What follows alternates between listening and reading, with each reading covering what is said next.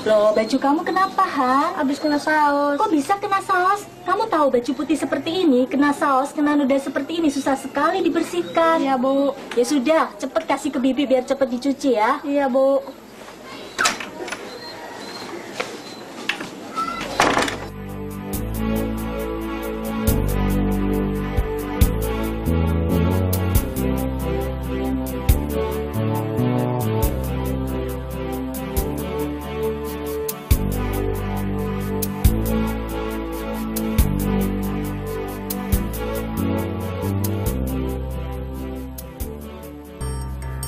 Pemakaian deterjen, sabun, atau bahan pembersih lainnya sudah merupakan hal yang umum pada setiap rumah tangga. Sabun, deterjen, dan bahan-bahan pembersih lainnya dibuat dari bahan-bahan kimia dan dikelompokkan sebagai bahan-bahan kimia kemasan rumah tangga. Selain bahan pembersih, bahan kimia kemasan rumah tangga lainnya adalah pewangi atau pengharum, seperti pengharum ruangan, parfum, kamper atau kapur barus, dan pengharum toilet. Bahan pemutih seperti pemutih pakaian yang terkena noda membandel, pembersih serangga seperti obat nyamuk dan pembasmi kecoa maupun semut.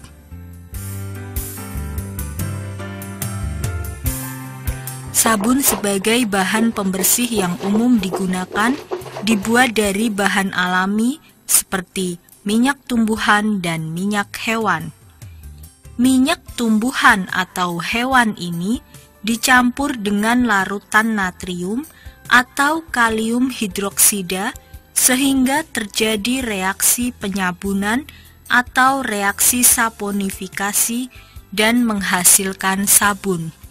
Sabun mampu mengangkat kotoran yang biasanya mengandung lemak yang menempel pada pakaian atau kulit kita, kemudian melarutkannya dalam air. Hal yang serupa juga terjadi pada waktu kita mandi menggunakan sabun mandi. Sejak ditemukannya deterjen, orang lebih suka mencuci pakaian dengan deterjen daripada menggunakan sabun, karena daya cuci deterjen lebih kuat. Deterjen mengandung surfaktan yang dapat menurunkan tegangan permukaan air, sehingga air dapat memasuki serat pakaian dan mengangkat kotoran. Surfaktan yang umumnya dipakai adalah linear alkyl sulfonat atau disingkat LAS. Selain surfaktan, deterjen juga mengandung builder yang umumnya berupa polifosfat builder. Ini membantu efektivitas kerja LAS. Bahan seperti anti-redeposisi yang mencegah menempelnya kembali kotoran yang sudah lepas, pewangi, dan pencemerlang yang mengharumkan dan menjaga warna cucian agar tidak kusam, dan bahkan antibakteri agar cucian higienis. Pada deterjen juga ditambahkan bahan-bahan seperti anti-redeposisi yang mencegah menempelnya kembali kotoran yang sudah lepas, pewangi dan pencemerlang yang mengharumkan dan menjaga warna cucian agar tidak kusam, dan bahan antibakteri agar cucian higienis.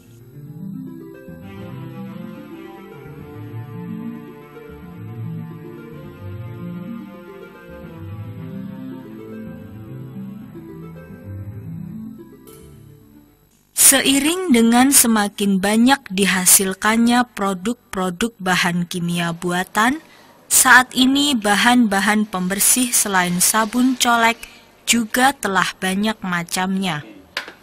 Pembersih-pembersih ini mengandung bahan kimia yang berbeda sesuai fungsinya. Pembersih piring dan gelas, misalnya, juga mengandung linear alkyl sulfonat ditambah aroma buah-buahan seperti jeruk nipis, jeruk lemon, dan sebagainya. Pembersih lantai pada umumnya mengandung natrium klorida, seperti cairan untuk mengepel ini mengandung 0,5% benzalkonium klorida. Pembersih untuk kamar mandi yang lantai maupun dindingnya keramik pada umumnya mengandung asam klorida, seperti cairan pembersih ini mengandung 17 HCl. Pembersih kaca pada umumnya mengandung natrium klorida atau natrium sulfat. Seperti cairan pembersih kaca ini mengandung 0,2% natrium lauryl sulfat. Setelah kita membahas tentang bahan pembersih, berikutnya kita beralih ke bahan pemutih. Bahan pemutih untuk penghilang noda yang melekat erat pada pakaian, sifatnya dapat memecahkan ikatan pada molekul-molekul noda dan kemudian melepaskannya dari serat pakaian. Bahan pemutih untuk pakaian pada umumnya mengandung 5,25% natrium hipoklorit atau sodium hipoklorit. Bahan kimia kemasan rumah tangga berikutnya adalah pewangi atau pengharum yang pada umumnya mengandung pewangi berupa aroma bunga atau buah-buahan, seperti misalnya pengharum ruangan, toilet atau kamar mandi. Aroma pada pewangi ini berasal dari senyawa tertentu. Senyawa sitral misalnya mempunyai aroma lemon. Senyawa yasmon mempunyai aroma melati. Geraniol beraroma mawar, dan sebagainya. Selain pewangi ruangan, kita juga mengenal pewangi pakaian di dalam lemari dan juga kamper. Pewangi pakaian dalam lemari biasanya mengandung 99% paradiklorbensin. Sedangkan kamper terdiri dari 99% naftalen. Setelah pewangi, berikutnya marilah kita bahas mengenai bahan kimia pembasmi serangga. Bahan ini bisa berupa obat nyamuk dan pembasmi kecoa maupun semut. Bagi kita yang hidup di negara yang beriklim tropis, obat nyamuk sudah merupakan kebutuhan yang umum bagi hampir semua orang. Pada saat ini, obat nyamuk bentuknya ada bermacam-macam, mulai dari yang dibakar, yang berupa cairan yang disemprotkan, yang dinyalakan dengan listrik, bahkan ada juga yang berupa lotion wangi.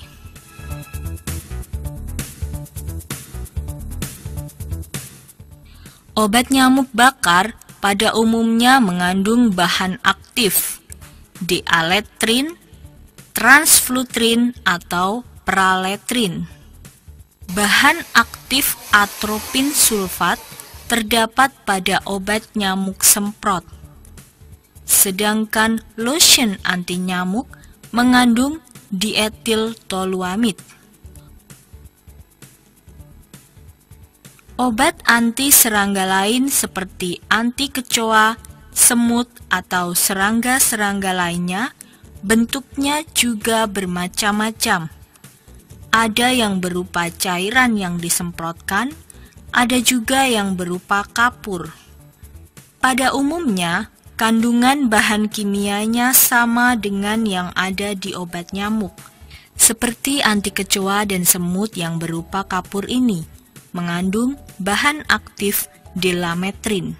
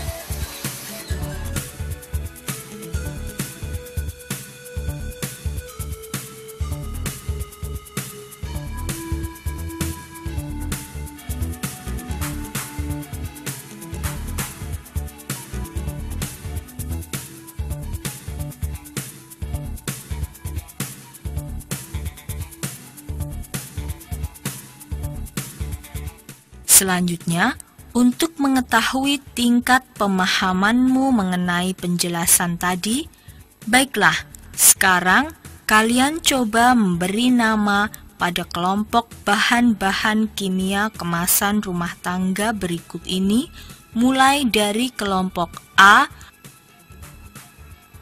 B, C,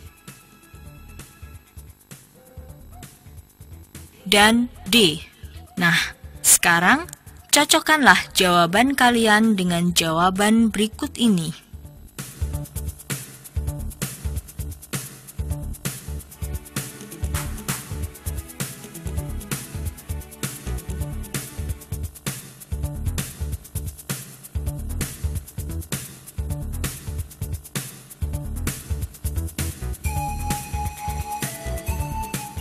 Dengan adanya bahan-bahan kimia kemasan rumah tangga, mulai dari bahan pembersih, pengharum, dan pemutih, semua pekerjaan rumah tangga terasa lebih ringan.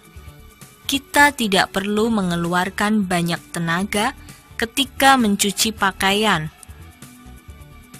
membersihkan kamar mandi, atau membersihkan lantai beserta perabotan lainnya. Namun demikian, semua bahan-bahan ini juga mempunyai efek samping, baik bagi manusia maupun lingkungan sekitarnya, karena pada umumnya bersifat racun. Deterjen misalnya, makin kuat daya cucinya, biasanya makin berbahaya, karena menyebabkan kulit telapak tangan kita menjadi terasa panas dan kadang-kadang sampai mengelupas.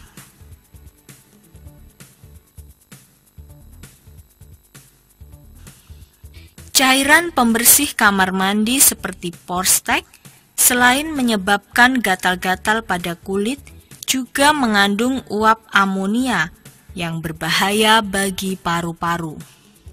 Cairan pemutih pakaian, bila digunakan berlebihan, bisa merusak kain. Pengharum ruangan juga berbahaya bila sampai mengenai mata dan selaput lendir lainnya. Bagaimana dengan bahan kimia pembasmi serangga? Pembasmi serangga sama bahayanya, karena juga bersifat racun. Obat nyamuk bakar biasa atau yang dibakar dengan listrik, serta obat nyamuk semprot bisa menyesakkan nafas.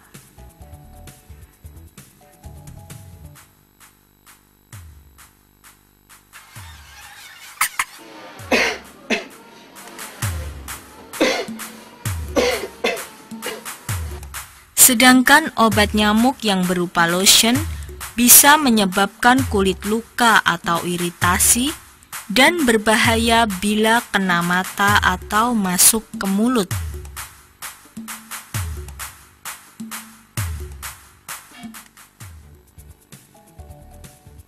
Setelah membahas tentang efek samping bahan kimia kemasan rumah tangga pada manusia, kita lanjutkan program ini dengan membahas mengenai pengaruhnya terhadap lingkungan sekitar kita. Seperti telah dijelaskan tadi, bahwa baik pembersih, pengharum, pemutih maupun pembasmi serangga mengandung bahan-bahan kimia berbahaya yang bersifat racun. Apabila bahan-bahan ini jumlahnya melebihi batas normal di lingkungan air, darat maupun udara di sekitar kita, dapat menyebabkan terjadinya pencemaran. Deterjen misalnya, yang saat ini lebih disukai sebagai bahan pencuci, dapat sampai ke sungai dan melalui air buangan atau limbah. Limbah deterjen ini sangat sukar diuraikan oleh mikroorganisme, sehingga baik air sisa deterjen maupun busanya menetap dalam jangka waktu yang lama di perairan, menghalangi masuknya sinar matahari. Hal ini menyebabkan terganggunya kehidupan makhluk yang ada di dalamnya. Selain itu, Senyawa fosfat yang terdapat dalam limbah deterjen merangsang pertumbuhan ganggang dan enceng gondok, yang menyebabkan terhalangnya sinar matahari. Akibatnya, tanaman air tidak dapat berfotosintesis dan menurunkan jumlah oksigen terlarut. Udara juga dapat tercemar oleh bahan kimia yang terdapat dalam pengharum ruangan yang disemprotkan atau bentuk aerosol. Aerosol artinya cairan yang terdispersi dalam gas. Gas yang berbahaya ini berupa senyawa klorofluorokarbon atau CFC. Gas CFC sukar terurai dan jika masuk ke atmosfer bumi dapat mengikat lapisan ozon atau O3. Makin tinggi kadar CFC, lapisan ozon semakin menipis, bahkan di daerah tertentu sudah berlubang. Padahal, lapisan ozon merupakan lapisan pelindung bumi dari radiasi sinar ultraviolet yang dipancarkan matahari.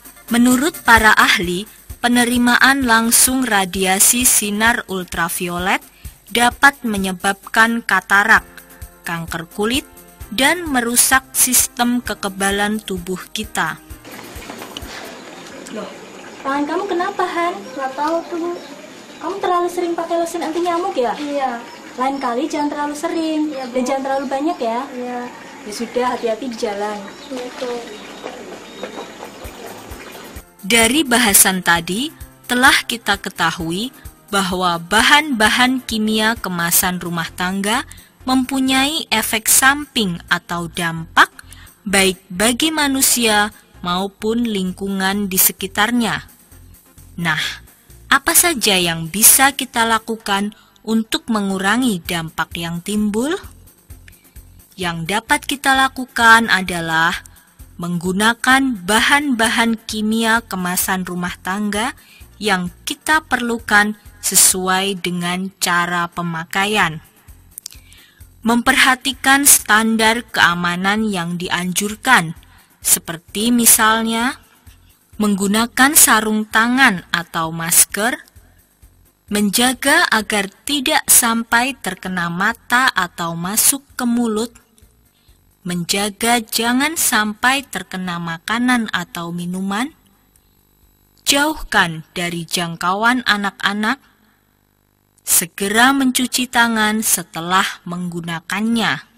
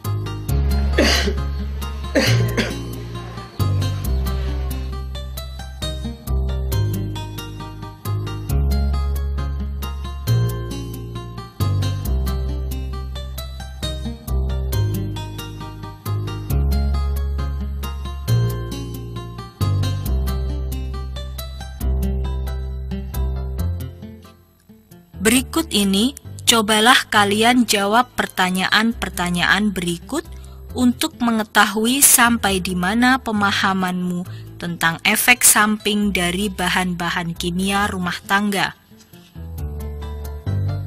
Coba kalian jawab pertanyaan-pertanyaan berikut ini untuk mengetahui sampai di mana pemahamanmu tentang efek samping dari bahan-bahan kimia rumah tangga.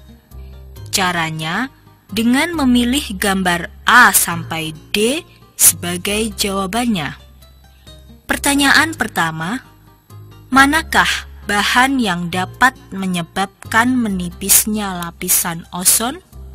Kedua, bahan mana yang dapat menyebabkan tumbuh suburnya gulma seperti eceng gondok? Ketiga, bahan mana yang dapat menyebabkan gatal-gatal pada kulit? Dan terakhir, bahan mana yang dapat mengurangi kesuburan tanah? Selanjutnya, coba kalian cocokkan jawabanmu. Nomor 1, jawabnya D. 2, jawabnya C. 3, jawabnya B. Dan nomor 4, jawabnya A.